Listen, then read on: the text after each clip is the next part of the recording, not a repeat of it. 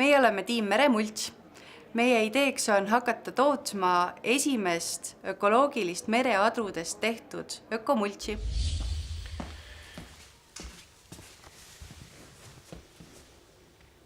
Miks te tulite siia? Tervist!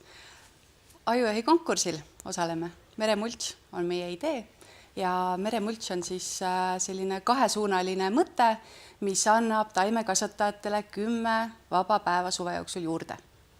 Ja tegemist on siis taime, ütleme siis peenragatte materjaliga, mis väetab, niisutab ja hoiab umbrohu eemal.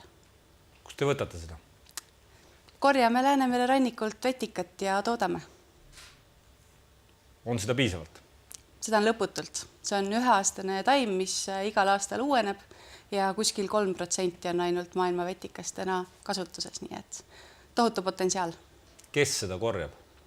Seda korjab tegelikult see sama põllumees, kes elab seal mere ääres, kellega me teeme koostööd, kes siis meile teatud perioodilisusega seda toorainet kätte toob.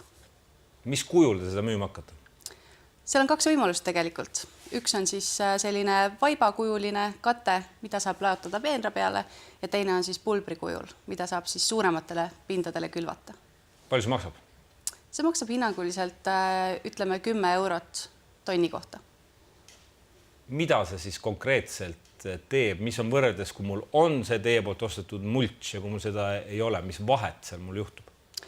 Vahe on selles, et erinevalt teistest multsidest meremults tegelikult... Ma ei tea, mis see mults üldse on, mis see on üldse? Mults on selline tore asi, mida pannakse peenarde peale, siis ta hoiab umbrohu eemal. Põhimõtteliselt pressib selle umbrohu taime lihtsalt alla ja sealt läbi kasvab see taim, mida me tahame. Näiteks tomat kasvab ja umbrohu ei kasva. Ja erinevalt siis teistest sarnastest multsidest, merevetikast mults on lisaks ka väetis. Ehk siis ta töötab tegelikult ökoloogilise väetisena, mis lisaks on ka vegan. Kui tihti ma seda endale ostma pean, kui palju see minu poolt kasvatatava tooraine kallimaks teeb? Tegelikult ta ei muuda seda oluliselt kallimaks. Oleme arvestanud, et selline keskmise suurusega multsi kate peenra peal võiks kuskil 1 vegetatsiooniperioodi kesta, mis tähendab siis 1 aastat, 1 hooaega. Peale seda kaevatakse see mults pinnase sisse, viiakse komposti ja järgmisel aastal siis saab uuesti kasutada uut laari. Mis teie äri kõige nõrgem lüli on?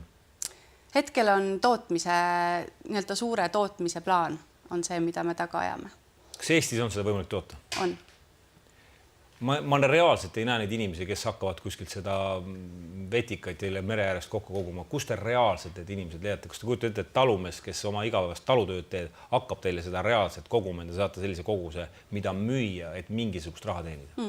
Hea küsimus. See on üks võimalustest. Tegelikult teine võimalus, mida oleme kaalunud, on koostöö kohalike omavalitsustega, eelkõige siis Lääne-Eesti ja saarte piirkonnas ja nende käest siis, kes niikuinii hooldavad täna juba avalikke randasid.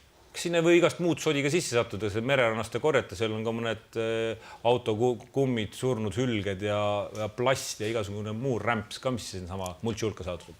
Seda võib juhtuda, selle me võtame välja. Kas see liiga kallis ei ole kõige selle asja tegemine? See on hea küsimus taaskord. Ei ole. Me leiame, et tegelikult ei ole. See tootmisprotsess ise on väga lihtne ja odav. Lihtsalt see korjamine ongi see põhiline pool, et ei ole. Aitäh!